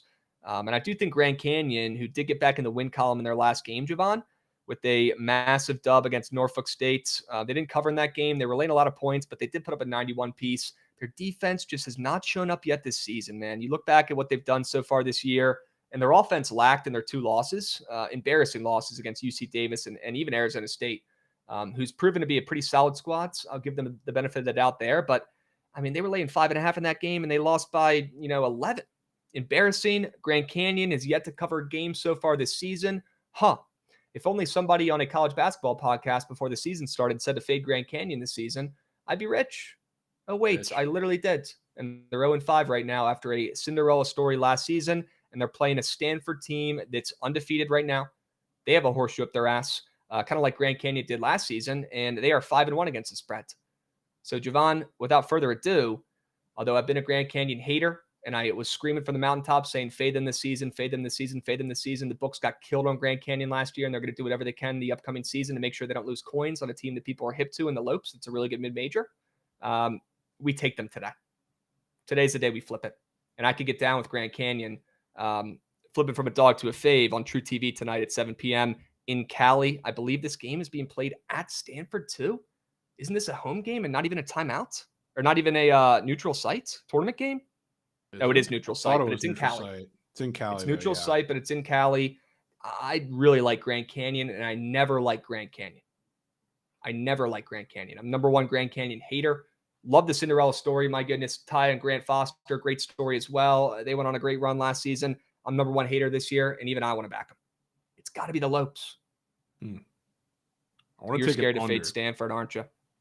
Yes, because I think they're going to have a little trouble scoring the way they want to. Plus, this total is moving down, which I think is maybe a little odd for Grand Canyon purposes when the line's moving towards them. So, I think they're going to have a little trouble getting to the rim. Not that Grand Canyon can't shoot, but it's a weird neutral site game where, Jacoby Coles has been fantastic for them, but what matchup does he have that's really beneficial for him against Stanford? I think he has a pretty tough one. And then obviously the whole cast of guards wants to get to the rim. The problem is you have one of the best rim protectors in the country sitting there, who's also damn good on offense, but Reno is fucking massive in there. Poses a challenge for really anybody, especially if you're trying to go out there and run and rim run.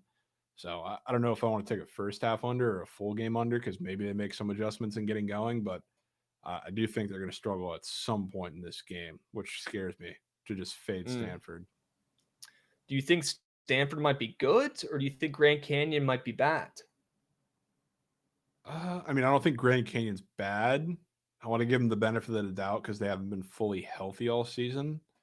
But I do think it's a little bit of both. I think they're not nearly as good as people would like them to be coming off of the last couple of years. But also, Stanford's not a bad team.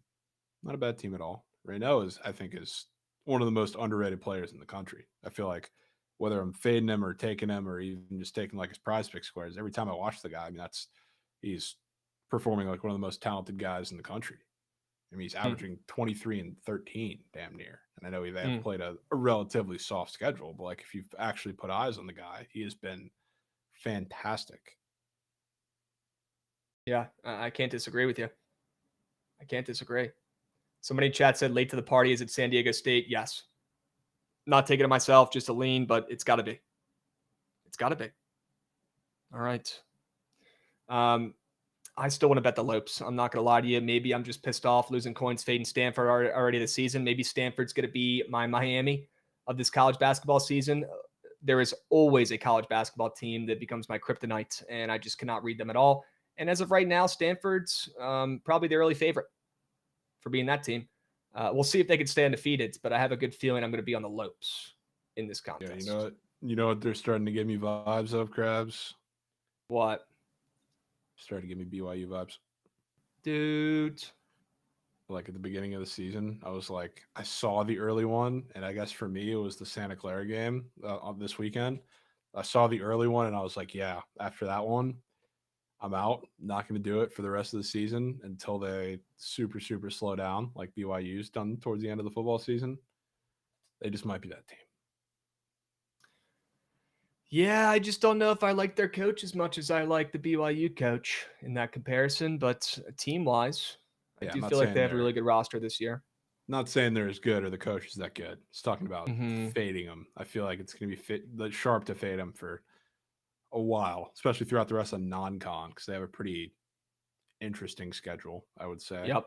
In December, especially. I don't disagree, man. And look, I've faded Stanford already this season, and it's cost me coins, and they've looked really good so far. And I want to shout out some of the guys on that squad because they did bring in a lot of transfers. I've been so impressed with this team, Jovan. Obviously, Maximine Reynaud, that dude's a fucking beast, the 7-footer from France. He stuck around. He's been the guy. They've obviously got Sellers as well, the junior coming over from USC. He's been a fucking goat. He's been hitting clutch shots for them when they need it. They got a couple other guys too. Jalen Blake's coming over from, where was he at? Duke, I believe. Didn't play too much, but he's been him for them, the senior from Jersey. They've got a team, man. They do. I'll give them that. They got a team, and they play a lot of guys. Maybe it's not the move to fade them today, but I don't know if I'm going to be able to resist. I have a feeling I'll be on the Lopes. Yeah, it'll be a big game. I think they cover their first game of the season. No way. San And get a win. Francisco's up 28-10. Are they mucking like that? Dude, why am I get involved? Capri Sauce said over or under for this game. It's got to be the under, right? Yeah, I like the under. Like you were talking about? That's a low-ass total. I know Stanford is not the best offense, but they haven't been the worst either. So what is it, 143.5 now for a GCU game? Is Agreed. Crazy, even on a neutral court. Crazy. And seeing Grand Canyon as a favorite when they're not at home against a power school, that might be the deal breaker for me. That might push me over the edge, but hopefully I'm not walking into a sharp trap. Only one way to find out. Okay? Yeah. What else in the CBB slate here, gents? I don't want to skip over any games you guys have good leans or plays in. I want to remind people that I do really like Boise State, laying 10.5 against Boston College. I was on the Sharp Report. Jovan, you're on Houston -4.5. I'm going to tail that and fade Bama. Yep. Love that angle. What about Iowa State Dayton? Any thoughts there? The team's coming off of losses. Yeah, that's a lot of points, dude. Iowa State's getting the same number as UNC, basically. And Dayton just got to be the Cyclones, right? Dayton just took them to the wire. I think it is. I mean, the two teams that are coming off the Cyclones. Heartbreaking losses, frankly, two massive collapses, and you're giving one team a shit ton of points. It's probably the Cyclones, dude. Got to be the Cyclones. I'm with you. Cal State Fullerton, you're on the +4 against Pepperdine late nights. We got to talk about Duke, Kansas, even if that means we run over here a little bit. That's okay. No surge. We got to talk about Duke, Kansas, because people in chat were saying the right things. I could tell this is a BTL chat because they were sounding pretty sharp. They were saying, no way, we've got a team who's laying 3 points against the #1 ranked team in the country in a neutral site. Well, it's Duke. So although I would love that angle for any other team in the country, this is like betting on the Yankees. So it's still tough to read, and you know Duke is still going to get more line respect than they should in any given game because they have the best fan base. They probably get the most bets out of any team, and they're Duke. They're the Yankees of college basketball. It is what it is. They're also higher on KenPom than Kansas is, so it makes sense. Sure. And we know these betting lines, they get a lot of their data from KenPom. Sometimes they literally just copy the lines right from there, and then they move with the action. Look, I still cannot ignore an 11 ranked team who already has a loss under their belt as a favorite on a neutral site against a 1 seed.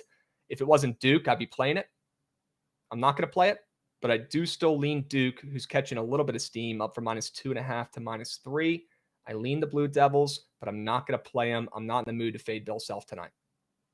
Yeah, I don't want to fade either, especially being the fact that Duke is coming off of a massive game where they demolished Arizona and not just did it in a not so convincing fashion because it was back and forth and scored points. No, like their defense was dominant. Caleb Love also sucked, but beside the point, only held them to 55 points. That Arizona offense. I mean, that was one of the more impressive defensive performances I think we've seen across CBB so far this season. So I certainly am not backing Duke off of that. I'll tell you that much. I don't love the under in that game. Although I would love a primetime under in a game on ESPN with, 2 top blue blood teams. Sure, I love that angle, but I don't love that both teams have been under factories so far this season. Teens. And I don't love how low this total is in this game. Seems like the odds makers a little bit hip to these under smacking, so I'll probably stay off that total. Okay. What about any more late night shouts? Are you going to play Notre Dame against Rutgers? Don't know that I'm going to get there, but my gut is telling me I should. Okay.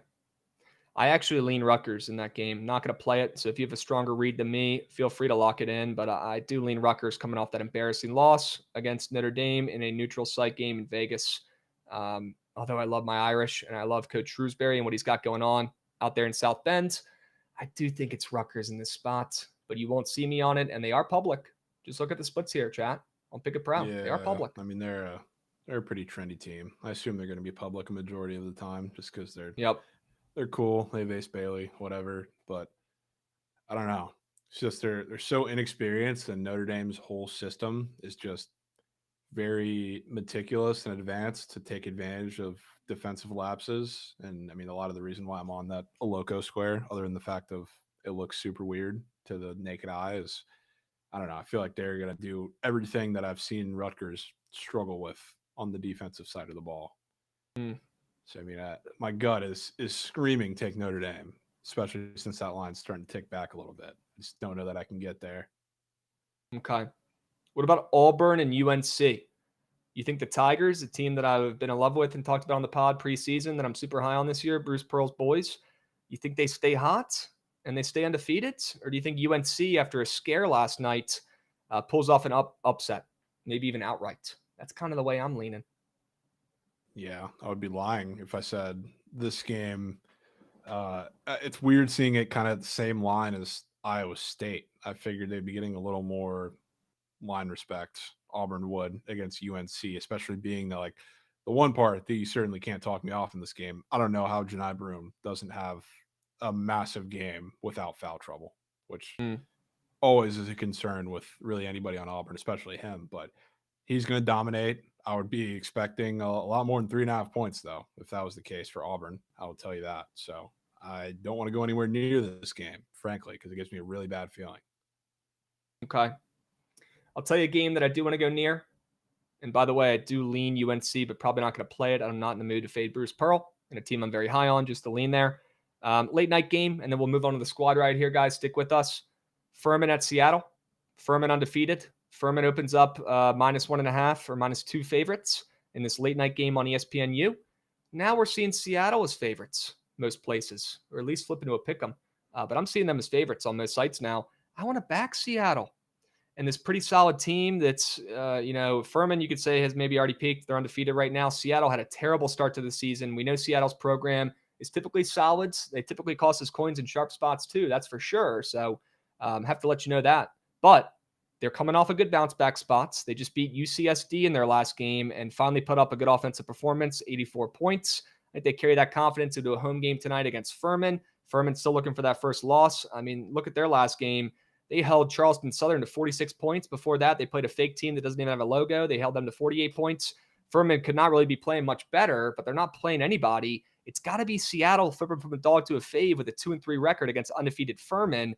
And I'll back some goats like Moncrief, the senior coming over from Georgia, who's leading this team with 15 points per game. And they have a Creighton transfer as well. The forward, John Christophus, who's been pretty solid too this season. I'll back those guys at home to get a big time win with that line flip. And I'll go ahead and fade the Furman Paladins, who are undefeated. Can get in with that. I think I would be a little more first shout out Snowman Party of 6 raid. Let's go, Snowman. W's I'll beast. be a little more against it if they were at home and maybe they're in that little bullshit JV gym that they play in and they're getting the line flip there, but it's a neutral site, so I can get down with it a little more. Where are they playing this game? It's in Vegas, right? Is this game in Vegas? I don't know why it doesn't say it here for me. This is the game Goots was talking about, right? It's the game after the Duke game, which doesn't make much sense, but that's it. They have this game after Duke in the same spot. Pretty sure. Dude. Wow. Vegas showdown. Interesting. Furman, Seattle. What the Well, fuck? I'll tell you what, if that's a neutral site game, I like Seattle even more. Them flipping from a dog to a fave. I don't love seeing these splits on Pickett Pro, but not many bets in this game yet. Yeah, it's 400 Interesting. bets. Interesting. Duke getting too much public love after the Zona win plus flag. I'm on Kansas. Yeah, Snowman, I respect your opinion too, man, and I just don't want to bet that game. I don't want to bet that game. I don't disagree with that angle. I wouldn't be surprised if Cooper Flag goes off, but you won't see me with a Duke ticket. Are we talking Thanksgiving NFL today, or do we have BTL tomorrow? Matt, we will have BTL tomorrow. Okay, we'll talk about that and all the Thursday night games or Thursday NFL games on BTL tomorrow. Yeah. Okay. Jovan, any other college basketball angles or plays before we get to the main event? Squad rods. Quick comment, because I'm staring at the bottom of the board right next to this Furman game. I know Washington State can score, but 160.5 in Washington State, Fresno. Yeah, what's going on with that? I don't think I've ever seen a total that high involving Fresno. I know. Is that not a criminally high total? Again, like that's a Washington State tax heavy, I guess, but that seems like a lot. It's definitely a high total. Now, both teams are coming in off of overs, and Fresno is actually coming in off of 2 overs, and they've been playing in 2 pretty high-scoring games in their last 2 games, to be honest. But typically, that's not Fresno's game, man. It's Washington State's game. I'm with you. It's probably that over in that game, and the total's moved up 2 points as well. That is a high total for a Fresno State game. Keep it simple. It's got to be the over. Sure. All right. Chad, any other cues before we move and groove and get to the squad rides? Now is your chance. All right. W Stacks coming in with the follow. Hottie, Corleone, and Morgs again. Snowman with the raid. You guys are goated. Matt Lat, Risings. I know I already shouted you out, but thank you for the subbies. That means more. Okay, W's. Krabs, Duke, and Kansas are like the same in terms of line respect and historic college basketball programs. No. Yeah. I mean, yeah, those are 2 of the most, blue blood programs out there for sure. -3 means Duke blowouts. I don't know about a blowout, but I do lean Duke. I'm just not going to bet it. I think you're on the right page, though. I do. Risings likes that Boise play. So do I. All right, why don't we get to the squad ride and craft up a big-time winner for tonight, Jovan? You ready? Yep. Gucci, run that shit. I want to see that train.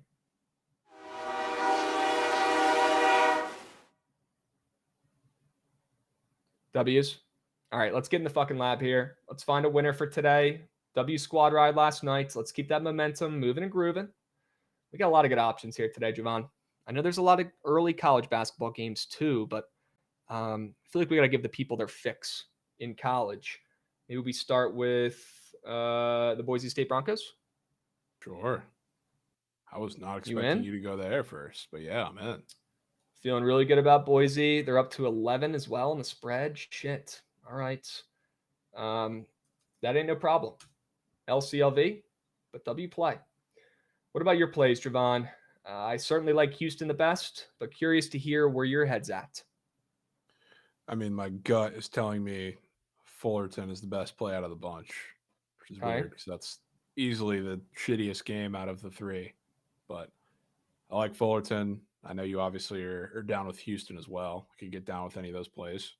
I mean, I'm down to put both of those in here. Sure. I know that spread's moved back to that opening line for Fullerton since we've been on BTL, back to 3.5 to 4.5. It's still where that opener is. I'm not too concerned if you're not. No. Cal State Fullerton plus 4.5. And then I would like to put Houston in here. Houston. What do you think? Very end. Okay. Houston minus 4.5. Let me see if I've got more 4s.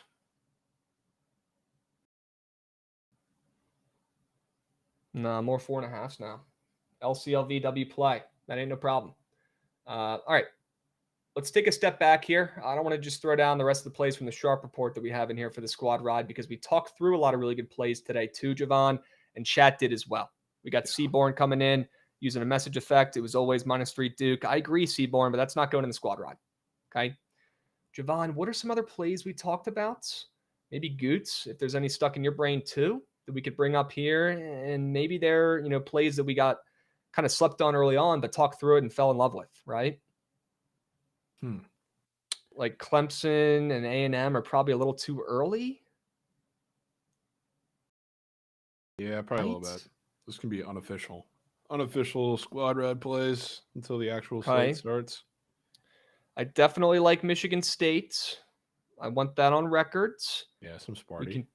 We can keep Grand Canyon out here. I know how you feel about that game. That's okay.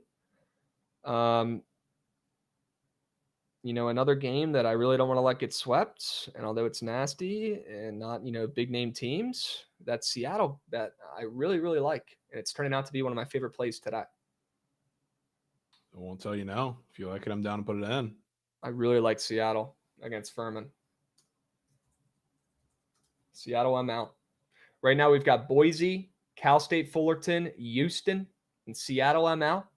I don't want to steal the entire floor here, Jovan. I want to go ahead and give it to you. Feel free to dive into any other sports. Are there any other plays you want to add to this? Make it a 5-piece? I know we got a loaded slate. I mean, the only one from another sport I would probably even think about putting in here is maybe the Wizards over. Wizards over, the Bucks were the two I was thinking of, I believe. Yeah. Or the Jazz. Dude, it's so the Jazz. I just don't know if I can get myself to push that button. Chat really likes Clemson. That starts in like an hour, doesn't it? Yeah, we can keep that one out. I'm also not opposed to just rolling with these 4 CBB plays on a glorious feast weekday with games going all fucking day. I wouldn't mind sticking with the 4-piece. Yeah, I'm cool with that. Let's run it. Gootsy, 4 plays, 4 winners. Boise State -11. Cal State Fullerton +4.5. Houston, a.k.a. Houston, -4.5. And Seattle on the ML. 4 college basketball plays for you. All right, absolutely loaded college basketball slate on Tuesday today. Feast week is here. Enjoy these games. Enjoy the 10:30 a.m. games. Okay, who knows how long they're going to last. Tap in, sprinkle responsibly. Don't blow all your bankroll on the 10:30 a.m. college basketball games. Wait for the best plays, but enjoy your time this week. I know a lot of you guys have some time off with work this week as well. Much deserved. Relax.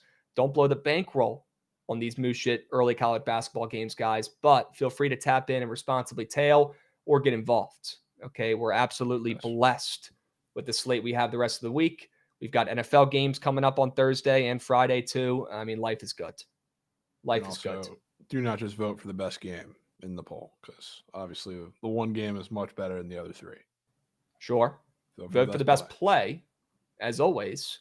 That kind of gets swept at times. Reminder, Jovan. Guys, vote for the best play. Nobody wants to touch Boise State with a 10-foot pole. Jovan, you know what to do. I know. You know what to do. I probably thought that was best sell job, best play out of the 4 that are in there. I love that play. I think the Broncos roll for the first time this season. They're getting some serious line respect, but I wouldn't mind any of these plays getting voted. Chat, make your voices heard. You got about 30 seconds. Hurry up, go, go, go. We got 4 plays, 4 winners on the college basketball slate for the squad ride today. Boise State -11, Cal State Fullerton +4.5, Houston -4.5, and Seattle on the ML. Get involved, change a life. Look at this late steam on Seattle. And it's Mage. It's not going to be enough. It's no Mage. Not enough, dude. Not enough. It's not going to be a Mage. It's going to be Houston. Jovan getting some cold feet with Houston. I don't like that. You're right. Definitely no cold feet. Okay. Just felt like on a slate like this just feels like a slate destined for a Krabs play. I thought Chad was going to give you something, dude. That's all right. Got to earn it, I guess. Still love this play. And like I said, when you went over your sell job on the Sharp Report, I'm tailing this puppy. I'm in. Let's go. Sign me up. I was tailing this whether I won the squad ride poll or not. Houston. They get it done tonight, chat. All right. WBTL today as well. I know we ran over a little bit, but we had some time, and we will be back tomorrow again, guys, for a normal loaded BTL, and then back again on Friday. Okay. W's. Hope you guys enjoy your holiday week. I know, like I said earlier, some of you guys are off work. Enjoy yourselves, recharge the batteries, and hit some fucking bets. All right. Good luck out there. Squad ride tonight. Houston -4.5. We'll catch you tomorrow. Same time, same place. We'll be. Coin toss in an hour.